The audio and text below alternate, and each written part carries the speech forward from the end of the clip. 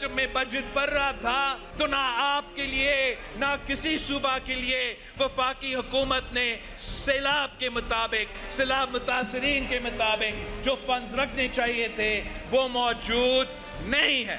मगर मैं वजीर आजम साहब से रिक्वेस्ट करूंगा कि उनकी टीम में वो जो लोग हैं जो वजीर आजम के जो वादे हैं वो पूरे नहीं करवा रहे हैं, उनसे वजीर आजम को हिसाब लेना चाहिए। मैं समझता हूँ अब वक्त आ गया है, अब वक्त आ गया है कि नौजवानों को मौका देना चाहिए। हमने तो बुजुर्गों को बहुत बहुत देखा है। पाकिस्तान का अक्सरियत जो पॉपुलेशन है वो नौजवान है। अगर आप इलेक्शन से भाग रहे हो तो कोई इलेक्शन नहीं जीत सकता। इलेक्शन के लिए तैयारी पकड़े। पाकिस्तान पीपल्स पार्टी इलेक्शन के लिए तैयार है। यही पैगाम हम अपना इत्तेहादियों को देंगे कि आए, हिम्मत पकड़े, आए, मैदान में आए। सारी सियासी जमातों को इलेक्शंस के लिए अपना तैयारी करना चाहिए, मुकाबला करना चाहिए। अस्सलामुअलैकुम, आप देख रहे हैं एक्सपर्ट्स और मैं हूं आपके साथ एमन चौधरी। नाज़रीन, आज के प्रोग्राम में हम बात करेंगे कि इलेक्शन की तारीख का ऐलान नहीं हुआ मगर दो बड़ी हुकूमती जमातों ने अपनी इंतखाबी मुहिम शुरू कर दी है। आज पीपल्स पार्टी ने सवात के इलाके ख्वाजा खैला में सियासी पावर शो किया है। बिलावल भुट्टो जरदारी ने जज्बाती अंदाज में चेयरमैन पीटीआई को ललकारा और वाज़ेह किया कि 9 मई के मास्टरमाइंड और सहूलतकारों को हरगिज़ माफ़ी नहीं मिलेगी। उनके साथ उन्होंने बजट को लेकर भी नून लीग पर खूब चढ़ाई शुरू कर दी। गुज़श्ता रोज़ पीपल्स पार्टी की नफीसा शाह ने इस हकदार पर सख्त सवालात की बौछार की थी और आज बिलावल भुट्टो जरदारी ने वज़ीर ख़जानों को आड़े हाथों लिया, बजट पर सख्त तहफ़्फ़ुज़ात का इज़हार किया और दावा किया है कि पीपल्स पार्टी से किए गए वादे बजट में पूरे नहीं किए गए। बजट पर तहफ़्फ़ुज़ात दूर किए जाएं वरना टफ टाइम मिलेगा। टफ टाइम देने का इंदिया दिया गया है पीपी की जानिब से और बिलावल भुट्टो ने इत्तेहादी जमातों को इलेक्शन लड़ने का भी चैलेंज कर दिया है। उन्होंने इत्तेहादियों को पैगाम दिया है कि पीपल्स पार्टी इलेक्शन के लिए तैयार है, हिम्मत करें और मैदान में आए, मुकाबला करें। दूसरी जानिब नून लीग भी मैदान में आ गई है। लीगी कायद नवाज शरीफ ने पार्टी इजलास लंदन में तलब कर लिया और इजलास में वज़ीर आज़म, वफाकी वुज़रा और सीनियर क़यादत शिरकत करेगी। इजलास में इलेक्शन की तारीख और नवाज शरीफ की वापसी से मुतालिक अहम मुशावरत भी की जाएगी। हमारा सवाल ये है कि इलेक्शन की तारीख से पहले हुकूमत की दो बड़ी जमातें, इत्तेहादी जमातें इंतखाबी मार्के के लिए तैयार हैं। बिलावल भुट्टो का नून लीग पर तनकीद और इलेक्शन का चैलेंज और वज़ीर ख़ारजा का चैलेंज संजीदा है या फिर नहीं। आज के पैनल का तारुफ मैं आपके साथ करवाती जाऊँ। मेरे प्रोग्राम में आज मेरे साथ मौजूद हैं डॉक्टर जमील अहमद खान साहब, अतर कासमी साहब, नसीर सदीकी साहब और रमीज़ खान साहब।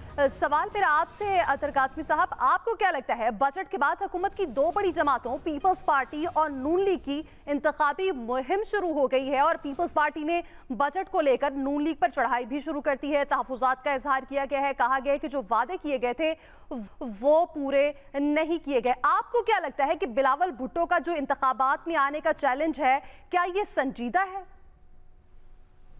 देखिए, ये बुनियादी तौर पे अवाम के शऊर की तौहीन है। ये अभी भी 80 और 90 की दिहाई में फंसे हुए, जिस वक्त चंद अखबारात होती थी और एक पीटीवी का चैनल होता था और उसके जरिए बयानियां बनाया जाता था। क्या अवाम ने देखा नहीं कि इस सारे एक बरस के दौरान जो भी मनसूबाबंदी हुई, जो भी मनसूबे आए, जो भी कानून साजी हुई, जो कुछ हुआ वो इन सब ने मिल के किया। बिलावल उस काबीना का हिस्सा है जिस काबीना ने वो बजट मंजूर किया। ये बजट मंजूर ही नहीं हो सकता अगर पीपल्स पार्टी जो है वो मंजूर ना करती। ये बिलावल का बजट है, ये चाहे अच्छा है या बुरा है, ये बिलावल साहब का बजट है, ये मरियम बीबी का बजट है, ये नवाज शरीफ साहब का बजट है, पीपल्स पार्टी का, नून लीग और उनके इत्तेहादियों का बजट है। अब ये जाके इस तरह की बात करना, ये बुनियादी तौर पे लोगों को ये कहना है कि तुम लोग इतने कुंद जहन हो, इतने कम अकल हो, तुम्हारी हमारी नजर में ये है, तुम्हारी हैसियत है कि हम पूरा साल हुकूमत करेंगे, आधी दुनिया बिलावल घूम लेंगे और साल के बाद वो ये कहेंगे कि मैं वजीर आजम से बात करूंगा, या मरियम बीबी कहेंगी कि जब हमारी हुकूमत आएगी। तो अभी किसकी हुकूमत है? तो ये सिर्फ और सिर्फ एक तरह से लोगों को बेवकूफ बनाने का तरीका है। लेकिन आजकल के दौर में, जिस तरह मैंने पहले भी अर्ज की कि ये टिकटॉक का दौर है, इस दौर के अंदर आप अवाम को ऐसे बेवकूफ नहीं बना सकते। आज जो उनके जलसे की हालत आपने देखी कि आधा ग्राउंड वहां पे खाली पड़ा हुआ था, ये 3, 4, 5, 6% इनकी मकबूलियत है और उसके बलबूते पे ये मुल्क के वज़ीर आज़म बनना चाहते हैं। तो ये बिलावल के लिए नहीं, हम सब के लिए लम्हा फिक्रिया है कि ये हम मुल्क को किस तरफ लेके जा रहे हैं। बिल्कुल ऐसा ही है, लेकिन अतहर साहब हमें ये भी तो दिखाई देता है ना, पहले ये अपने इज्तिमाई मफाद के लिए इकट्ठे हुए, लेकिन अब इनफरादी मफाद की तरफ जा रहे हैं, तो अब एक दूसरे को चैलेंज भी किया जा रहा है। नहीं, ये अभी भी इकट्ठे हैं। असल में इशू ये है कि इनका बुनियादी मसला ये था कि एक शख्स जो इनके लिए खतरा बना था या एक जमात, उसके खिलाफ ये इकट्ठे हुए, और जब तक इनको ये लगता रहेगा कि वो खतरा, ये हफ्ते के बाद दोबारा इकट्ठे हो जाएंगे अगर पता चले कि हवा किसी और तरफ की चल पड़ी है। और बुनियादी इनकी चीज यही है कि अपने अपने मफादात का तहफ़्फ़ुज़ करना है। और जो आप देख लें जिस तरीके से इन्होंने नई जमात एक बनाई पंजाब के अंदर, इस्तेकाम पाकिस्तान जमात, वो क्यों बनाई गई? इनको भी पता है कि दोनों जमातों को एंटी जो पीटीआई वोट है वो नहीं मिलेगा, और दोनों जमातों को पीटीआई का वोट नहीं तोड़ सकते पंजाब के अंदर। इस वजह से वहां पे भी ये जमात बनाई गई। तो ये अभी भी अंदर से बिल्कुल एक हैं, बिल्कुल जहां पे इनके अपने जाती मफादात हैं, किसी जगह पे भी ये नहीं टकराएंगे। हाँ, इनका इशू क्या है कि जनाब चेयरमैन पीसीबी कौन होगा, जो पाकिस्तान के लिए बेहतर है या पाकिस्तान की क्रिकेट के लिए बेहतर है, वो बहस नहीं है। बहस ये है कि जरदारी साहब का बंदा होगा या मियां साहब का बंदा होगा। तो उधर आके इनके मफादात टकराते हैं, बाकी अंदर से अभी भी बिल्कुल एक है। सही। रमीज साहब, आपको ऐसा क्या लगता है कि क्या ऐसा है कि बिलावल भुट्टो की जानिब से जो चैलेंज दिया गया है वो बाकायदा उस चैलेंज पर स्टैंड करते हैं या फिर सिर्फ बातें हैं? देखिए, मैं पहले भी इस प्रोग्राम में मुतअद्दिद बार कह चुका हूं कि जिस तरह हम इलेक्शंस की तरफ आगे बढ़ेंगे, एक नूरा कुश्ती हमें देखने को मिलेगी, और ये उसी नूरा कुश्ती का आगाज़ है। सेकंड टीयर लीडरशिप से ये आगाज़ आज से चंद हफ्ते कबल कर दिया गया था, लेकिन अभी मेन स्ट्रीम लीडरशिप की तरफ से इस तरह के बयानात एक दूसरी तरफ दागे जाएंगे, और उसका बुनियादी मकसद ये है, देखें इस तरफ दो तरह का सेंटिमेंट एग्जिस्ट करता है। नंबर वन, वो सेंटिमेंट जो समझता है कि हुकूमत ने मुश्किल वक्त में आके कुछ चीज़ों को संभाला दिया, लेकिन मेजॉरिटी सेंटिमेंट ये है कि हुकूमत में पिछले 1 साल की परफॉर्मेंस ने जो पाकिस्तान तहरीक इंसाफ की 4 साल की गलतियां थी, ना सिर्फ उस पर पर्दा डाल दिया है, बल्कि इसकी अपनी परफॉर्मेंस जो कि पिछले तकरीबन आप समझें 10 सालों की जो एक परफॉर्मेंस का एक नैरेटिव था, वो भी पूरी तरह से मलियामेट कर दिया है। तो अब वो नैरेटिव किसने कैच करना है, और वो नैरेटिव कैच करने के लिए पाकिस्तान पीपल्स पार्टी जो है वो मैदान में आगे आई है, ताकि वो जो एंटी गवर्नमेंट नैरेटिव है वो बनाकर जो एक हुकूमत के खिलाफ मुखालफत है या जो इकॉनमी को लेकर लोगों के अंदर थोड़ा गुस्सा है, वो उस वोट को कैच करा सके। और हमें एक और बात जो समझने की जरूरत है वो ये है कि इस वक्त सारी जमातें हुकूमती जमातें हैं, तो किसी ने तो एक ऑपोजिशन का रोल प्ले करना है, जो राजा रियाज जैसी ऑपोजिशन सही, लेकिन किसी ने तो एक ऑपोजिशन का रोल प्ले करना है, और उसके लिए कुछ ना कुछ पॉलिटिकल पार्टीज को डिवाइड की इस साइड पे आना पड़ेगा। और यही डिवाइड की इस साइड पे आने की जो एक कोशिश है, उसके आज जो पहली हमने जो किस्त है वो देख ली है। आइंदा आने वाले दिनों में ये किस्त हम और तरफ से भी देखेंगे। पाकिस्तान मुस्लिम लीग नवाज भी इस किस्म के बयान दागेगी। अभी चूंकि इनकी मजबूरियां हैं तो शायद थोड़ा रिस्ट्रेंट शो करें, लेकिन गोइंग फॉरवर्ड टुवर्ड्स इलेक्शन हम पाकिस्तान मुस्लिम लीग नवाज की तरफ से भी, पाकिस्तान पीपल्स पार्टी पे और पाकिस्तान पीपल्स पार्टी की तरफ से नून लीग पे इससे भी संगीन इल्जामात का जो ट्रेड ऑफ है वो देखेंगे। लेकिन जो बजट पर उन्होंने तहफ़्फ़ुज़ात का इज़हार किया और कहा है कि वादे पूरे नहीं किए गए जो पीपी के साथ हुए थे, वो आप क्या समझते हैं, उनको किस तरह से जस्टिफाई करेंगे? देखिए, सिंध स्पेसिफिक उनके कंसर्न्स हैं, ये पाकिस्तान और इकोनॉमी को लेकर इसलिए कंसर्न्स नहीं है क्योंकि ये सारा बजट उन्होंने मिल बैठ के बनाया है। अगर इस बजट के अंदर पाकिस्तान पीपल्स पार्टी की जो मांग थी कि जनाब जो वर्कर्स की या जो गवर्नमेंट के एम्प्लॉइज हैं उनको रेस दी जाए, तो वो तो हुकूमत ने मान ली। जो DI खान में इन लोगों ने अपने प्रोजेक्ट्स मांगे थे JEF ने, वो भी उनको मिल गए। तो जो अलायंसेस थी उनकी जिस तरह डिमांड हुकूमत के पास गुंजाइश थी, सारी कोएलिशन के पास गुंजाइश निकली और वो उनको मिल गई। लेकिन अब प्रॉब्लम ये है कि एक सेंटिमेंट बहरहाल एग्जिस्ट करता है कि इकोनॉमी पिछले 1 साल में उसका कपड़ा निकाल दिया गया है, और वो सेंटिमेंट बहरहाल किसी ने कैच करना है। IPP इसलिए कैच नहीं कर सकती क्योंकि IPP हुकूमत की बी टीम है। तो इस ऑपोजिशन में है कौन? पाकिस्तान तहरीक इंसाफ। तो हमें आगे नजर आ रहा है कि अगर वो कंटेस्ट करेंगे तो बड़े हाफ हार्टेडली एक ब्लॉक के सूरत में कंटेस्ट करेंगे, शायद मेन पॉलिटिकल पार्टी उस तरफ आए भी ना। तो इस वक्त जो वोटर बेस को अपने अपीज करना है वो अपनी ही वोटर बेस है, जो एंटी PTI वोटर बेस है उसको अपीज करना है, क्योंकि जो प्रो PTI वोटर बेस है वो शायद इन इलेक्शंस में उस तरह से वाइब्रेंटली पार्टिसिपेट ही ना करे। सही। नसीम सिद्दीकी साहब, आप इस हवाले से क्या कहेंगे, क्योंकि वज़ीर ख़ारजा ने तो आज टफ टाइम देने का भी इंदिया दिया है। आपको क्या लगता है कि ये वाकई इलेक्शन से पहले प्री इलेक्शन तैयारियां हो रही हैं और उस हवाले से उन्होंने वाकई इस हवाले से इंदिया दिया है कि जी हम टफ टाइम देंगे? बड़ा अच्छा सवाल आपने किया। आप देखें कि जब हमारे पास कोई हमारे मीडिया उसमें हाउसेज में कोई इंटर्नशिप पे आता है तो हम तो उसको कम से कम स्क्रीन पे जाने की इजाज़त नहीं देते, लेकिन यहाँ पे इंटर्नशिप वाले लोग जो है वो तकरीरें करते फिर रहे हैं। आप देखें कि उन्होंने अपनी तकरीर के अंदर जो आपने अपने इंट्रो में दिखाई थी, उन्होंने 2 दफ़ा कहा कि वक्त हुआ चाहता है, वक्त हुआ चाहता है, अब लड़ाई का वक्त हुआ चाहता है, क्योंकि जो मेन उनकी हरीफ जमात थी पीटीआई, वो तो इस डोल ड्रम्स में नजर आ रही है।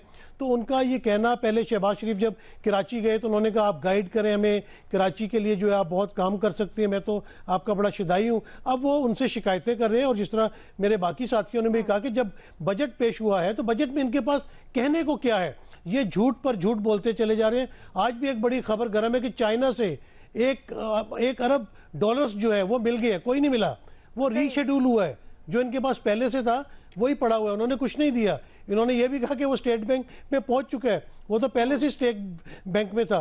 तो मईशत का जो बुरा हाल हो चुका है, और बात यह है कि बिलावल साहब पूरा पाकिस्तान तस्कीर करने को निकले हुए। सूबा सिंध में क्या हाल है, 15 साल से इनकी हुकूमत है, इन्होंने वहाँ पे कौन सी दूध और शहद की नहरें बहा दी हैं जो ये दूसरों के साथ गिला कर रहे हैं। और उसके अलावा भी जिस तरह वहाँ पे कराची मेयर का इलेक्शन हुआ है, इन्होंने जिस तरह वहाँ पे धांधली की, जिस तरह भी आए, मतलब सूबे में आपकी हुकूमत है, अगर आप चाहें तो आप तो वैसे ही बड़ा अच्छा परफॉर्म करके आप कराची वालों को जो है वो कोई तोहफे दे सकते हैं, कोई कराची के हालात बेहतर कर सकते हैं। लेकिन इन्होंने वहाँ पे भी जमहूरियत को जो है वो दफन किया। जो मोहतरमा बेनज़ीर भुट्टो या भुट्टो शहीद जिस तरह जमहूरियत के दाई थे, इन्होंने तो बिल्कुल उसके ऊपर पानी फेर दिया। दूसरी बात है इकॉनमी की। आप देखें कि जब मुल्क के अंदर अनरेस्ट होता है, जो कि पिछले साल जैसी भी हुकूमत थी पीटीआई की, जो भी हालात थे, जब से अदम एतमाद आया और जिस तरीके से आया, उसके बाद जो इस मुल्क के अंदर अनरेस्ट हुआ है, आइन और कानून की धज्जियां उड़ाई गई हैं। अब इस वक्त ना पीटीआई वाले वुज़रा आके कोई प्रेस कॉन्फ्रेंस कर सकते हैं, ना पीटीआई के चेयरमैन को दिखाया जा रहा है, ना उनका नाम, यानी कि मैदान आपके लिए खाली पड़ा हुआ है। तो भी इन्हें इलेक्शन कराते हुए डर लग रहा है। आज बिलावल भुट्टो जरदारी साहब नून लीग की तरफ इशारा करके कह रहे हैं कि भाई अब इलेक्शन करवाएं। तो उनका ये मकसद है कि भाई अब जो मेन कॉम्पिटेंट था वो तो मैदान में मौजूद नहीं है। लेकिन फिर भी डर खौफ है, क्योंकि आप देख लें कि भले नून लीग का जलसा हो, भले पीपल्स पार्टी का जलसा हो, वो नाम पीटीआई चेयरमैन का ले रहे हैं, जिक्र पीटीआई का ही हो रहा होता है। इनके इतना खौफ है कि उनके ऊपर बोलने पे मुकम्मल पाबंदी लगाने के बावजूद आप कोई परफॉर्म नहीं कर पा रहे, आप आवाम को ये नहीं बता पा रहे कि आपकी 1 साल के अंदर क्या कारकर्दगी है। तो अभी कुछ दिनों में आप देखेंगे कि अगर तो असेंबली टूटती है, इलेक्शन का ऐलान होता है, तो यही 13 जमातें एक दूसरे के दस्तों गिरेबान होंगी। तो मईशत का जो हाल हो रहा है उसमें तो कोई हल ये पेश नहीं कर रहे। ये पुराने 3 साल, पुराने 3.5 साल उसी का जिक्र करते रहते हैं। कम से कम अपने अब 1.25 साल का भी तो जिक्र करें ना, कि 1.25 साल में आपने क्या तीर मार लिया। जिस तरह इसाक डार साहब को लाया गया था और कहा था मईशत दुरुस्त करेंगे, डॉलर शायद फिर 180 के ऊपर आ जाएगा।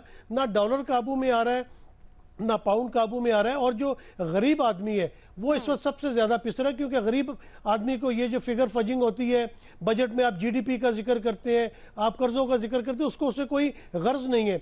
जो गरीब आदमी है उसको 2 वक्त की रोटी चाहिए, अपने बच्चों का उसने पेट पालना होता है, वो डे टू डे अपनी लाइफ गुजारते हैं। रोजाना के उनके पास अगर खाने को हो, सर ढांपने को कोई चीज हो, उनके लिए काफी होता है। लेकिन आजकल अगर आप देखें कि मिडिल क्लास, हमारे और आपकी तरह सैलरीड पेशा लोग, वो लोग भी बहुत ज्यादा परेशान है। मईशत बहुत गिरती चली जा रही है। इनके पास अभी भी कोई सोल्यूशन नहीं है, और नेक्स्ट भी ये कोई सोल्यूशन पेश नहीं कर रहे कि अपने जलसों में आए और बताएं कि हमारी हुकूमत है, हमने ये चीजें बेहतर कर ली, आने वाले दिनों में हम इस तरह बेहतर करेंगे, इस तरह मईशत बेहतर हो जाएगी। कोई प्लान नहीं है। पहले भी पीटीआई का रोना रोते रहते थे, आज भी जब पीटीआई के ऊपर तमाम तर सख्तियां हो रही हैं, उन्हीं का रोना रो रहे हैं। तो मेरे ख्याल से अभी जो आने वाले दिन है वो इन तमाम सियासी जमातों पे बहुत भारी गुजरेंगे। जी सही। डॉक्टर जमील साहब, आप क्या कहेंगे? पीपी की जानिब से तो ये कहा गया है कि इलेक्शन लड़ें, मैदान में आए, मुकाबला करें, और फिर तहफ़्फ़ुज़ात का भी इजहार किया गया है। दूसरी जानिब नवाज शरीफ की वापसी की भी बातें हो रही हैं। आप क्या समझते हैं कि अगर नवाज शरीफ वापस आते हैं तो नून लीग का बयानिया फिर क्या होगा? क्योंकि अभी 1 साल पहले तो जब हुकूमत में आए थे तो महंगाई का बयानिया बनाया था, लेकिन महंगाई जूं की तूं है, इवन बढ़ती जा रही है। तो अब क्या समझते हैं आप, अब क्या बयानिया बनाएगी नून लीग? जिस तरह पीपल्स पार्टी ने बयानिया बनाया है कि मखलूत हुकूमत में रहते हुए, और जिस तरह के उन्होंने कैबिनेट में जब पेश किया गया बजट, तो वहां भी उन्होंने इसको अप्रूव किया सारों ने। मैं नहीं समझता कि वहां कोई एतराज उठाया होगा। लेकिन अब ये जलसे जुलूसों में न सिर्फ पीपल्स पार्टी एतराज उठाएगी, बल्कि बाकी भी 12 जमातें अपना अपना हिस्से के तौर पर अपने अपने कॉन्स्टिट्यूंसी को खुश करने के लिए वो भी इस किस्म की बातें करेंगे, क्योंकि उनको थोड़ी सी आस उम्मीद हो गई है कि शायद इलेक्शन हो जाए। अरे इलेक्शन का सारा के सारा दारोमदार जो है 2 चीजों पर है। एक तो ये है कि IMF से हमें कोई बेल आउट मिलता है, नहीं मिलता तो फिर हमें क्या इमरजेंसी इम्पोज करनी पड़ेगी या डिफॉल्ट हो जाएगा। जो अदाद शुमार है वो इतने कोई खुश आइन तो नहीं है। हम जो इस वक्त के मौजूदा आज के हालात हैं, इस वक्त के जो अदाद शुमार हमारे सामने हैं, उसमें टेक्निकल तौर पर तो हम अगर बच जाए डिफॉल्ट से तो हमारी बड़ी खुशकिस्मती होगी, क्योंकि डार साहब के बयानात जो है वो सोने पर सुहागा थोड़े से हो रही हैं। और वो जो हमारे थोड़े बहुत इन्वेस्टर बाहर के रह गए हैं पिछले 30 साल से जो यहाँ थे, जैसे कि शेल वगैरह है, वो भी अपना बिस्तरा लपेट रहे हैं, बाकी लोग बिस्तरा लपेट रहे हैं। तो मईशत की हालत जो है इस हिसाब को देखते हुए ये अंदाजा होता है कि जिस तरह पहले भी इनके इरादे खतरनाक मालूम होते थे मखसूद गवर्नमेंट के, तो कोई इमरजेंसी लगा के और इलेक्शन को 1 साल के लिए कम से कम जो प्रोविजन है उसके मुताबिक पोस्टपोन कर लिया जाए। लेकिन इनको दूसरी जो उम्मीद आस है कि अगर जो साबका चेयरमैन पीटीआई के हैं, अगर वो डिस्क्वालीफाई हो जाते हैं तो फिर मैदान पक्का साफ हो जाता है। और जब पक्का साफ हो जाता है तो हर पार्टी अपना हिस्सा उसमें डालने की कोशिश करेगी। और तमाम पार्टी को, खासतौर पर पीपल्स पार्टी को, तो इसमें एक एडवांटेज ये है कि जो इस पे मलबा गिर रहा है ज्यादातर, वो तो पीएमएल नून, क्योंकि उनका प्राइम मिनिस्टर है तो उनसे सारा मलबा भी गिर रहा है। और उनके क्योंकि जो साहब डार साहब भी उनके हैं, तो फाइनेंस मिनिस्ट्री क्योंकि उनके पास है, तो जितनी महंगाई का जो आप तूफान देख रहे हैं, जितनी लोगों पर कसम पुर्सी का आलम जो देख रहे हैं, जो लोग पिस रहे हैं, उनको पता है कि इस वक्त ज्यादातर ब्लेम जा रहा है पीएमएलएन को। तो दूसरे सवाल का आपके जवाब इसी में आ जाता है कि नवाज शरीफ साहब जब तशरीफ ला रहे हैं, अब मैदान तो साफ हो गया उनके आने के लिए, अमेंडमेंट भी आ गई है। जिस अमेंडमेंट का हमें बहुत ज्यादा हम इंतजार था, 2023 की जो इंतखाबी बिल तरमीम और इंतखाबी एक्ट 2017 की शिफ्ट नंबर 2 आयली फकत 5 साल के लिए, और वो अब मामला हमेशा के लिए ठीक हो गए। तो शहबाज शरीफ साहब ने तो फरमा दिया ना, हमारे प्राइम मिनिस्टर साहब ने, कि उनकी दुआ है कि नवाज शरीफ साहब आए, चौथी बार वजीर आजम बने। और यह है कि अपील रिव्यू एक्ट में भी ये मामला बिल्कुल क्लियर हो गया। तो इजलास जो लंदन में हो रहा है या होने वाला है अभी, उसमें वापसी की मशावरत, अब तो वापसी होनी है। तो आपके सवाल का मुख्तसर जवाब ये है कि अब नवाज शरीफ साहब आएंगे, वो थोड़ी सी जलसे जुलूस में अपने चंद लोगों की डांट डपट करेंगे और कहेंगे अब मैंने बीड़ा संभाल लिया है, लिहाजा अब मईशत भी बेहतर हो जाएगी, अब मुझे दोबारा आने दें तो मैं इंशाअल्लाह ये मईशत जिस तरह पहले मैं बेहतर करता रहा हूँ उसी तरह बेहतर हो जाएगी। और अगर पाकिस्तान दुनिया के महंगे तरीन ममालिक में 6ठे नंबर पर आ गया है तो मैं इसको बिल्कुल बॉटम पर ले जाऊंगा। इस किस्म के मिलते जुलते रुझानात जो है सामने आएंगे। ये नहीं उनको अंदाजा कि पाकिस्तान 6ठे नंबर पर है, लेकिन पाकिस्तान की पर कैपिटा इनकम भी बाकियों के मुकाबले में जो पहले 5 है उनसे कम है। लबनान की भी हमसे ज्यादा पर कैपिटा इनकम ज्यादा है। इसी तरीके से बाकी ममालिक जो हमसे ऊपर हैं, लिहाजा हम जब नवाज शरीफ साहब तशरीफ लाएंगे तो उनको एक एज हासिल होगा।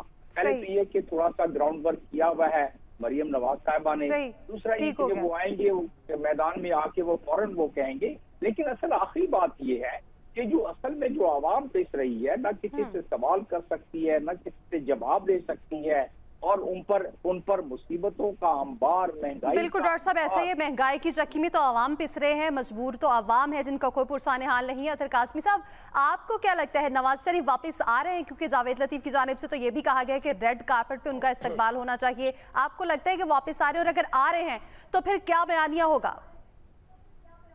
देखें, उनकी जमात तो बार बार ये कह रही है कि नवाज शरीफ साहब वापस आ रहे हैं और काफी अरसे से ये बात हम सुन रहे हैं। ग्राउंड रियलिटी इस वक्त ये है कि नवाज शरीफ साहब के भाई की हुकूमत है, तो अभी किस चीज ने उनको रोका हुआ है? इसलिए कि पहले तो वो इलाज के हवाले से बताते थे कि जनाब अभी ये इलाज हो रहा है, अब तो उसके ऊपर भी कोई बात नहीं होती। अब कहा जा रहा है कि माफी मांगे, रेड कारपेट बिछाएं, फिर वो आएंगे। तो अब कौन उनसे माफी मांगे? किसने उनसे माफी मांगनी है तो वो आएंगे। अब वो आते हैं तो उनके आने से कितना फर्क पड़ेगा? देखिए, जहां तक नून लीग का ताल्लुक है, नून लीग का जो वोटर है, जो सपोर्टर है, वो नवाज शरीफ का ही वोटर सपोर्टर है। इसमें कोई शक नहीं है कि नवाज शरीफ साहब के आने से यकीनन उनकी जमात को फायदा होगा। और उनके यहाँ से जाने से उनकी जमात को नुकसान हुआ था, तो उनके आने से तो उनकी अपनी जमात तो मुतहरिक होगी। लेकिन इस वक्त जो पॉलिसीज है मुल्क के अंदर, वो नवाज शरीफ साहब की नाफिजुल अमल है। इकोनॉमी जो है वो उसकी मुशावरत हुई थी लंदन में, वहां से बाकायदा इसहाक डार साहब को सरकारी जहाज पे बिठा के लाया गया था, इसलिए कि शहबाज शरीफ का वजीर खजाना तो मिफ्ता था और वो इनको काबिल कबूल नहीं था। डार साहब को भेजा था मियां साहब ने। तो इस वक्त पाकिस्तान के अंदर मियां साहब की मौशी पॉलिसियां नाफिजुल अमल हैं। क्या उसके नतीजे में पाकिस्तान में कोई बेहतरी आई 1 साल के अंदर? वो कौम उसका फैसला खुद कर सकती है। तो जो ये इस वक्त तासुर दिया जा रहा है कि उनके आने से कोई बहुत बड़ा फर्क पड़ेगा, नहीं, उनकी जमात तक जो है वो फर्क पड़ेगा, लेकिन ग्राउंड पे अवाम को वो बिल्कुल अपनी तरफ उस तरह कायल नहीं कर सकते। अगर वो 3 बरस से यहीं पे होते, पिछले इमरान खान के दौर में भी यहीं पे होते, जेल में होते या जेल से बाहर होते, वो एक अलग बहस थी। लेकिन उन्होंने वो सियासी स्पेस खाली छोड़ दी और वो मुल्क से चले गए। तो अब अचानक वो आके चीजों को संभाल लेंगे, मेरे ख्याल में उससे कोई ज्यादा फर्क नहीं पड़ेगा। तो आप नून लीग को मुत्तहिद देख रहे हैं या फिर आपको लगता है कि इसमें भी कोई धड़ेबंदी है? नहीं, नून लीग नवाज शरीफ है और नवाज शरीफ नून लीग है।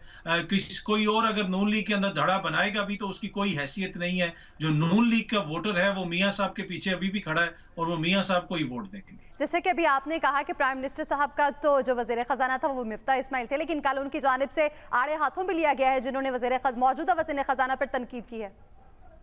जी, ऑब्वियसली इसीलिए ये लिया ना, उनको पता है कि फिर नवाज शरीफ साहब उनको आड़े हाथों लेंगे। इसहाक डार साहब, आपको पता है, नवाज शरीफ की पॉलिसीज चला रहे हैं। इसी वजह से वो मैं ये अर्ज कर रहा हूं कि ये नवाज शरीफ साहब की मौशी पॉलिसियों के समरात हैं जो हम देख रहे हैं। ये इसहाक डार साहब की डॉर्नोमिक्स हैं, जिसका नतीजा इस वक्त हमारी मौशी खुशहाली या बदहाली, इसका फैसला आप आवाम पे छोड़ दें, वो खुद कर सकते हैं। ये सब उनकी पॉलिसीज हैं। तो इसहाक डार साहब के खिलाफ यकीनन वो बात नहीं कर सकते। क्यों नहीं कर सकते? क्योंकि वो नवाज शरीफ साहब के वजीर खजाना है। सही, एक्सपर्ट्स की राय जानी। यहाँ एक ब्रेक, और ब्रेक के बाद हमारा सवाल ये होगा कि सुनहरे मुस्तकबिल का ख्वाब क्या कितनी जिंदगियां मसीत लेगा। यूनान में कश्ती डूबने के अलमनाक सान्हे में 298 पाकिस्तानी नौजवानों की हलाकत का खदशा जाहिर किया जा रहा है, लेकिन इंसानी स्मगलर को लगाम कौन डालेगा? आए रोज ऐसे वाकयात देखने में आते हैं, इन पर सख्त इकदाम क्यों नहीं किए जाते? ब्रेक के बाद बात करें। पूरे पाकिस्तान में अपील है, हर तबके की अपील है, जंटी का खात्मा, एजेंटी का खात्मा। जब मैं ये सुनूंगी जंटी का खात्मा हो चुका है, तब मैं सबको दुआएं भी दूंगी, देती रहूंगी। मेरे साथ जो होना था हो गया, आगे ना होए। अब इस वक्त कई माएं रो रही हैं।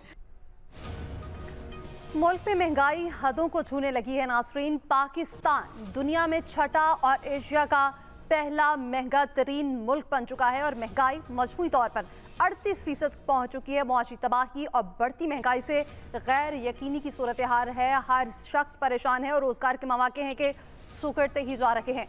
नौजवानों में मायूसी भी बढ़ती जा रही है। रोजगार की तलाश में नौजवानों में गैर कानूनी तरीके से बैरून मुल्क जाने का रुझान बढ़ने लगा है। बेहतर मुस्तकबिल के ख्वाब देखने वाले नौजवान अपनी जिंदगियां दांव पर लगाने पर मजबूर हैं। गुज़श्ता रोज लीबिया से इटली जाते हुए यूनान के करीब तारकीन वतन की कश्ती को अलमनाक हादसा पेश आया, जिसमें 750 अफराद के सवार होने की इतलात है, जिनमें से 310 पाकिस्तानी शामिल हैं। दफ्तर खारजा के मुताबिक हादसे में 12 पाकिस्तानियों को जिंदा बचा लिया गया है, जबकि 298 पाकिस्तानी नौजवानों की हलाकत का खदशा जाहिर किया जा रहा है और हादसे के शिकार होने वाले नौजवानों की बड़ी तादाद आज़ाद कश्मीर से बताई जा रही है। कोटली किला के खुईरटा के तकरीबन 27 नौजवान भी इसी बदकिस्मत कश्ती में सवार थे जो अभी तक लापता है। हमारा सवाल यह है कि मुल्की हालात हैं कि दिन ब दिन खराब ही होते जा रहे हैं और मुल्की हालात खराब होते ही इंसानी स्मगलर्स एक दफ़ा फिर से बहुत ज़्यादा फॉल हो गए हैं। गैर कानूनी तौर पर बैरून मुल्क जाते हुए अब तक सैकड़ों नौजवानों को जो कि जिंदगियां गंवा चुके हैं। डॉक्टर साहब, आप क्या कहेंगे कि बहुत से ऐसे नौजवान हैं जो कि बेहतर मुस्तकबिल का ख्वाब देखते हैं, जो पाकिस्तान में पूरा नहीं हो पाता बेरोजगारी की वजह से, और उन्हें इस तरह गैर कानूनी तरीके से बैरून मुल्क जाना पड़ता है और अपनी जानें गंवा देते हैं। क्यों कोई ठोस इकदाम नहीं हो पा रहे? क्यों कुछ ऐसा नहीं हो पा रहा कि इंसानी स्मगलर्स को लगाम डाली जा सके?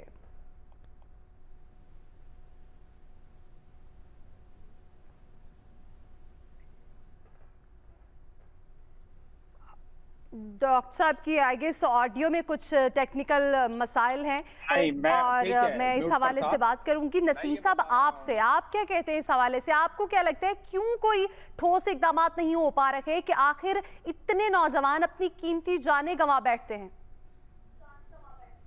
देखिए, इस तमाम चीज़ों के जिम्मेदार हमारे सियासतदान ही हैं और ख़ास करके पीडीएम, क्योंकि पीडीएम में 13 जमातें 35-40 साल से पाकिस्तान के ऊपर हुकूमत कर रही है। इनमें ज़्यादातर जो लोग होते हैं वो इकोनॉमिकल माइग्रेंट्स होते हैं जो अपने मुल्क के हालात से तंग होकर बाहर के ममालिक में जाना चाहता है। और ये जिस तरीके से जाते हैं, देखें पहले ये यहाँ से इनको डंकी लगवाई जाती है, उसमें हमारे जो इदारे हैं वो पूरे जिम्मेदार हैं, FIA ख़ास करके, क्योंकि जब यहाँ से लोग एजेंट अपने हमारे लोगों को लेकर लीबिया जाते हैं, फिर लीबिया जाके उनको महीनों जो है वहाँ पे रखा जाता है, उसके बाद उनको समंदर में छोड़ दिया जाता है, समंदर में किश्ती जाती है, उसके बाद जो है जिस तरह के हालात होते हैं, ये तो बहुत बड़ा वाकया तो ये सामने आ गया है। नहीं तो इस तरह के छोटे मोटे वाकयात रोजाना होते रहते हैं। अब जिस तरह बिलावल भुट्टो साहब बड़े खड़े होकर तकरीरें करते हैं, बहुत कहा जाता है कि उनकी बड़ी कामयाब सफारतकारी है, उनकी खाक कामयाब सफारतकारी है। आपको पता है कि उज़्बेकिस्तान का वीज़ा पाकिस्तानी सरमायादारों या आम पब्लिक के लिए बैन है।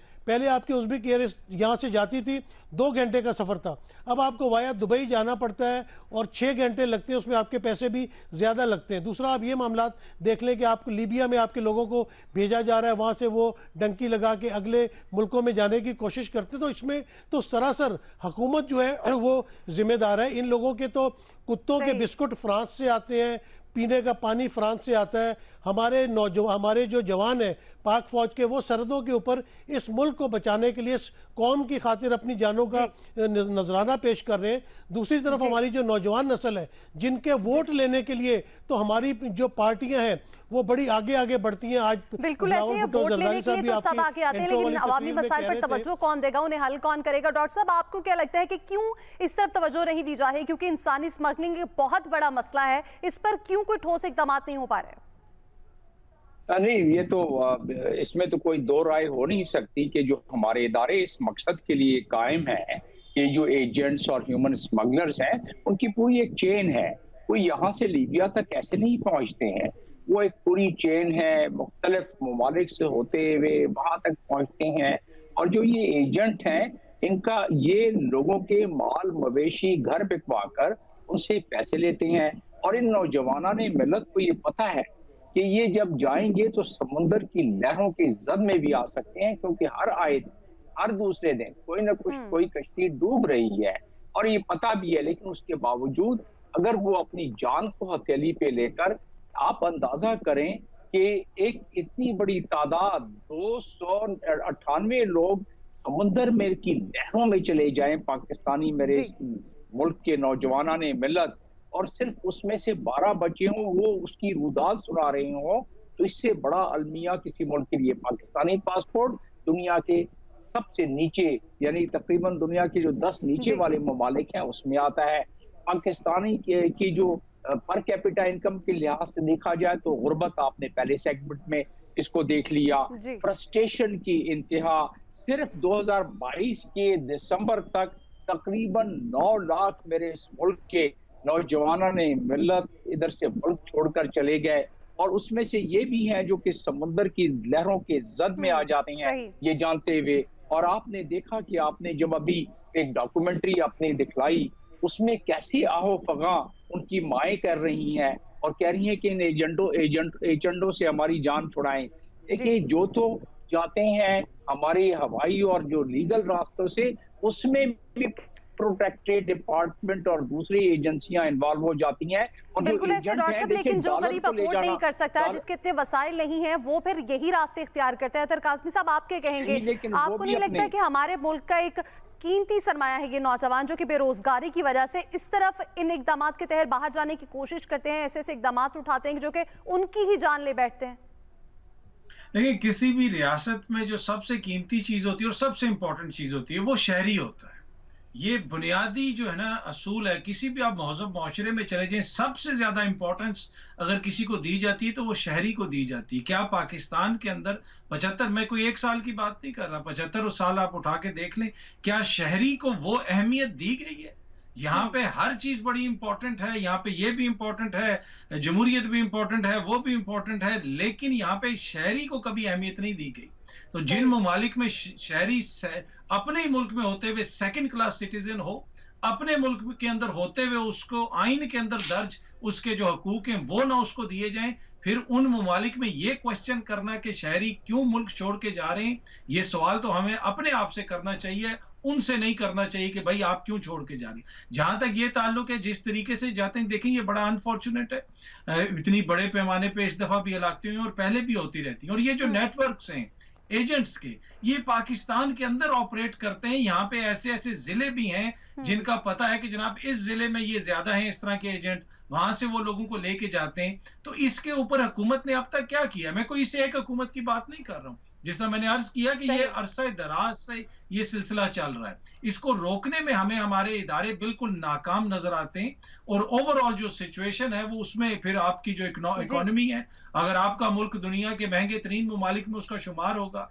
आपकी मैशत की ये हालत होगी जो इस वक्त हमारे सामने। बिल्कुल साहब, मैशत का तो इस वक्त बुरा हाल है और नौजवानों को ऐसे जो है वो कदम उठाने पड़ते हैं। रमीज साहब, आप क्या कहेंगे? अभी कुछ दिन पहले भी एक वाकया हुआ था जिसमें हमारी साबका हॉकी प्लेयर थी खातून, वो भी इसी तरह कश्ती हादसे में अपनी जान गंवा बैठी थी, और अब भी ऐसे सैकड़ों नौजवान हैं।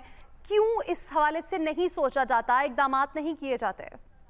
देखिए, इस मामले के दो पहलू हैं। पहली बात तो ये है कि ये जो एजेंटी माफिया है, जो लोगों को अपने साथ कन्विंस करते हैं ले जाने में, क्योंकि लोग खातरा खुद भी जाना चाहते हैं मुल्क से बाहर, मुल्क के माशी हालात से तंग, बाहर जाके बेहतर रोज़गार के लिए किसी अच्छे मुल्क में जाने की ख्वाहिश तो तकरीबन सबकी है। लेकिन ये रूट जो वो लोग लेते हैं वो फुल व्यू ऑफ पब्लिक में लेते हैं। जो गाँव के अंदर, इजला के अंदर ये जो लोग, ये जो एजेंट माफिया बैठा है, ये कोई रात गए रात के अंधेरे में लोगों से बातचीत नहीं करता। दिन में ये सारी की सारी व्हीलिंग डिलिंग होती है, और इसके अंदर हमारी पुलिस कहाँ है, इसके अंदर हमारी FIA कहाँ है? ये 200 से 250 अफराद जो हैं, इन्होंने कहीं तो इन लोगों के साथ डील की होगी, कहीं तो बैठे होंगे, कहीं तो उन लोगों के साथ मुकमका हुआ होगा, किसी रूट से तो उनको लेकर जाया गया होगा। वहां पे सारी सिक्योरिटी एजेंसीज कहाँ थी, ये जो प्राइमरी रोल FIA और पुलिस, ये लोग कहाँ पे हैं? तो मेरे ख्याल पहला रोल तो ये है कि जिनकी ये प्राइमरी रिस्पॉन्सिबिलिटी है कि इनको पकड़ें, ये उनका फेलियर है। दूसरी जगह पे हमारा जो ओवरऑल इकोनॉमिक फेलियर है, मेरे ख्याल वो इसका जिम्मेदार है। और ना सिर्फ वो, जिस तरह मेरे पहले भी पैनलिस्ट ने बात की कि ये तो एक इलीगल चैनल से बाहर जाने वाले लोग हैं, ये एक वो लोग भी हैं जो इस मुल्क से बाहर जाना चाहते हैं, जो पढ़े लिखे लोग हैं, जिसको हम ब्रेन ड्रेन कहते हैं। और ये दोनों ही चीजें हमारे मुल्क को जिस तरह से नुकसान पहुंचा रही हैं, बड़ा इररिपेयरेबल नुकसान है कि आपके मुल्क के डॉक्टर्स, आपके मुल्क के इंजीनियर्स मुल्क से बाहर जाना चाहते हैं। इस तरह ब्रेन ड्रेन नुकसान पहुंच रहा है, उसके बाद इस तरह के हादसात से नौजवान जो अपनी कीमती जानें जाया कर देते हैं, इस पर इदारों को सोचना चाहिए, ठोस इकदाम करने चाहिए। यहाँ एक ब्रेक, और ब्रेक के बाद हम बात करेंगे कि हुकूमत से मुआहदे के बाद TLP का मार्च खत्म करने का ऐलान और 12 नकाती मुआहदा हुकूमत के लिए कितना काबिल अमल है, इस पर बात करेंगे ब्रेक के बाद। हमने एक कमेटी जो है उसकी भी तश्कील दी है, जिसमें हुकूमती लॉ इन्फोर्सिंग एजेंसीज के लोग भी होंगे और TLP के ज़ोमा भी होंगे, जो इन चीज़ों का जायज़ा लेके मुमकिन बनाएंगे और तहफ़्फ़ुज़ नमूस रसालत सल्लल्लाहु अलैहि वसल्लम को जो है उसको यकीनी बनाएंगे। अल्लाह ताला जो है वो हमें इस नेक और मुक़द्दस काम में जो है वो कामयाबी अता फरमाए। नाज़रीन, तो बात करेंगे हुकूमत और TLP के दरमियान 12 नकाती मुआहदे तय पा चुका है, जिसके बाद TLP ने महंगाई के खिलाफ लॉन्ग मार्च खत्म करने का ऐलान कर दिया है और मुआहदे में महंगाई कम करने, पेट्रोलियम मसनूआत की कीमतों में कमी और अमेरिका में कैद डॉक्टर आफिया सिद्दीकी की रिहाई समेत इंतहाई अहम नकात पर इत्तफाक किया है। और इसी से मुतालिक हमारा सवाल यह है कि हुकूमत से मुज़ाकरात तो कामयाब होने के बाद TLP ने महंगाई के खिलाफ मार्च तो खत्म कर दिया है, लेकिन 12 नकाती मुआहदा हुकूमत के लिए कितना काबिल अमल होगा? अतर काज़मी साहब, आप क्या समझते हैं, हुकूमत अमल कर पाएगी? देखिए, इस किस्म के मुआहदे पहले भी होते रहे हैं। अब देखते हैं कि हुकूमत इस पे कर पाएंगे या नहीं कर पाएंगे। पर कम से कम देखिए, एक जमहूरी अमल तो हुआ है ना पाकिस्तान के अंदर, किसी को इजाजत तो हुई कि उन्होंने मार्च किया, एक पार्टिसिपेशन हुई। हर सियासी जमात का ये हक है और कोई भी सियासी गिरोह हो उसका ये हक है कि वो पुरअमन मार्च भी करे और हुकूमत के सामने अपने मुज़ाकरात रखे। अब इसके ऊपर अमल दरामद होगा या नहीं होगा, मेरे ख्याल में ये एक तरह से एक एक्सरसाइज थी, ये दिखाने के लिए। कोई इतनी संजीदा, ना ये मुआहदा संजीदा है, ना करने वाले संजीदा हैं, ना उसके ऊपर जिन्होंने अमल दरामद करना है वो संजीदा है। तो इसको बस ये खाना पूरी है और आप बस इसको इसी नजर से देखें। डॉक्टर साहब, अतर साहब तो ये कह रहे हैं कि ये खाना पूरी है, आपको क्या लगता है कि वाकई खाना पूरी है? जी, ये तो पेस्ट सेविंग है बेसिकली। आप देख लें ना, इसके टेक्निकल मोहरक आप देख लें। आप कि जी महंगाई में कमी आ जाएगी। हम यही तो इतने अरसे से डिस्कशन कर रहे हैं, हमने बजट भी डिस्कस कर लिया, हमारे पास आदाद शुमार भी हैं। महंगाई में कैसे कमी आ सकती है? जो हमारे हालात है उसमें कमी तो नहीं आ सकती। पेट्रोलियम मसनूआत सस्ते हो जाएंगे, वो तो हुकूमत भी कह रही है हम सस्ता कर देंगे। कितना सस्ता करते हैं? मिनिस्टर जो है हमारे वो तो कहते हैं कि भाई हमें पता नहीं कि कितना सस्ता होगा, आज ही उन्होंने ये बयान दिया हुआ है। तो लिहाजा इसहाक डार साहब ने भी उसकी यकीन दहानी करा दी है कि बिल्कुल हम मजीद सस्ता कर रहे हैं। ठीक है, हमारे पास रशियन पेट्रोल आ गया है जिसकी हमें पता नहीं है कि क्या कीमत होगी, और 30% रशियन पेट्रोलियम को मिला के पहले जो हमारे पास मिडल ईस्ट से आ रहा है उसके साथ मिला के रिफाइनरीज हमें उसको कर देंगे। तो जो मालूम ये होता है कि जो आर्टिकल 38 है हमारा दस्तूर पाकिस्तान का, उसमें ना पहले कभी अमल हुआ वेलफेयर के लिहाज से एक आम आदमी के, ना अब अमल होगा। और ये जो आपका आखिरी लाइन और आखिरी जुमला वो ये कि ये जो थी महफिल और ये जो मीटिंग थी, इसमें सिर्फ मैं इतना ही कहूंगा कि इससे कोई हलवल नहीं निकलना है। वो बुलबुल की अंतड़ियों में रगे गुल का फांस है और मिसरा तो कुछ नहीं है, फकत ठूस ठास है। बस इतना ही कहते हैं। सही। रमीज साहब, आपको क्या लगता है, फेस सेविंग है या मुआहदे पर बाकायदा तौर पर कुछ अमल दरामद भी हो पाएगा? देखिए, मैं अतर साहब की बात पे पूरी तरह से इत्तेफाक करता हूँ कि टीएलपी जब ये लॉन्ग मार्च अपना मार्च लेकर चली थी तब भी ये समझ नहीं आ रही थी कि बेसिकली इससे अचीव क्या करना चाहते हैं। और right from the get go इन्होंने ये 12 नुकाती एजेंडा अपना सामने रखा था जो इन इटसेल्फ बहुत जेनेरिक है, जिसके अंदर बोला गया कि जनाब ये 295 के ऊपर जो 295C के जो केसेज हैं उन पर टेररिज्म अप्लाई किया जाए। हाफिज सिद्दीकी वाला मामला इन्होंने उसके अंदर टेकअप किया, पेट्रोल वाला मामला टेकअप किया, और अपने ऊपर जो केसेज हैं टीएलपी के उसके मामले को टेकअप किया इन 12 नुकाती एजेंडा के। तो इनका जो एजेंडा था इन इटसेल्फ बहुत वेग था और हुकूमत ने इनको एक फेस सेविंग बैरल प्रोवाइड कर दी है। तो मैं उस बुनियादी बात पे आऊंगा, ना इनका कुछ कोई ऐसी सीरियस डिमांड थी, ना उन्होंने उसको उतना सीरियसली लिया है। इसका सिर्फ मकसद एक शो ऑफ स्ट्रेंथ था कि टीएलपी मैदान में है और वही उन्होंने किया है और वही इसे अचीव किया है। सही। नसीम साहब, आपको लगता है कि ये जो 12 नकात इन पे अमल हो पाएगा, या फिर क्योंकि ये तो वही नकात है जिन पर बहुत अरसे से बात में जिस तरह के बयानिए बनाए जा रहे हैं, एक चार्टर ऑफ डेमोक्रेसी भी हुआ, उसके ऊपर कितना अमल हो गया था जब पीपल्स पार्टी की 2008 में हुकूमत आई या नून लीग की 2013 में हुकूमत आई। दोनों एक दूसरे के खिलाफ मेमू गेट में कोट पहन के वो पहुंच गए, वो उनके खिलाफ बातें करते रहे। अभी भी आप देखें कि जब पिछले साल तहरीक अदम एतमाद आई थी तो उस वक्त तो एमक्यूएम के साथ बड़े मुआहदे किए गए थे और आज तक एमक्यूएम कह रही है ये बाप पार्टी होगी, ये सब कह रहे हैं कि किसी भी मुआहदे के ऊपर अमल नहीं किया गया। ये सब मजबूरी के तहत एक दूसरे के साथ जुड़े हुए, क्योंकि इनको सियासत में एक बहुत बड़ी थ्रेट है पीटीआई की सूरत में। और अभी भी जब उनके ऊपर पाबंदियां लग गई हैं तो ये इस तरह के मुआहदे आपस में कर रहे हैं। लेकिन मेरे ख्याल है इस मुआहदे पे कोई भी अमल नहीं होगा, क्योंकि ये किस तरह गरीब को जो है वो अपना कोई बेनिफिट दे सकते हैं, ना इनकी किटी में पैसे हैं, ना कोई ऐसी पॉलिसीज हैं जिसकी वजह से गरीब आवाम को कोई सहूलत मिलेगी। असल बात तो ये है कि इस वक्त गरीब 2 रोटी मांगता है, उसको आप 2 रोटी दे दें, जो नौजवान है उसको रोजगार दे दें, ये किसी चीज को भी प्रोवाइड करने के काबिल नहीं। ये कागजी मुआहदे होते हैं और मेरा नहीं ख्याल कि इन मुआहदों से कोई फायदा होगा। ये सिर्फ आवाम की आंखों में धूल झोंकने के मुतरादिफ है। अदरवाइज मामला इसी तरह चलते रहेंगे और जब इलेक्शन का माहौल बनेगा, इलेक्शन अनाउंस होगा, तो फिर इन लोगों के इख्तिलाफात खुल के सामने आएंगे और ये सब आपस में उस वक्त दस्तो गिरेबा होंगे। जी सही, बिल्कुल ऐसे ही एक्सपर्ट आया आपने जानी। आज के प्रोग्राम से इतना ही। फीडबैक जरूर दीजिएगा, अपना ख्याल रखिएगा। अल्लाह हाफिज।